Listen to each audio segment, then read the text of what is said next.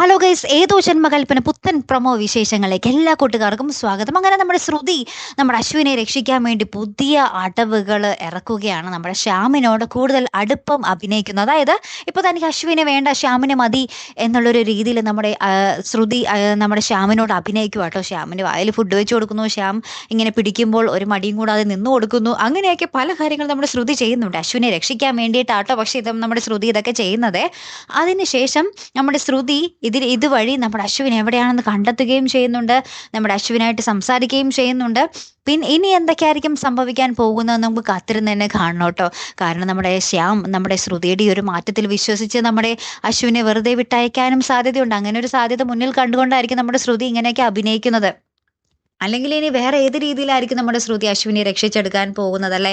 നമ്മുടെ അശ്വിൻ്റെ കയ്യിൽ അവിചാരിതമായിട്ടൊരു ഫോൺ വരികയും അതിൽ നിന്ന് നമ്മുടെ ശ്രുതിയെ വിളിച്ച് പറയുന്നുണ്ട്, ഞാനിങ്ങനെ അപകടത്തിൽ പെട്ടിരിക്കുകയാണ്, പക്ഷെ എനിക്ക് സ്ഥലം അറിയാൻ പറ്റുന്നില്ല എന്ന്. അപ്പോൾ ശ്രുതിക്കാണെങ്കിലും സ്ഥലം അറിയാൻ പറ്റാതെ ശ്രുതി എന്ത് ചെയ്യാൻ? അപകടത്തിലാണെന്ന് ശ്രുതിക്ക് ഓൾറെഡി അറിയാം താനും.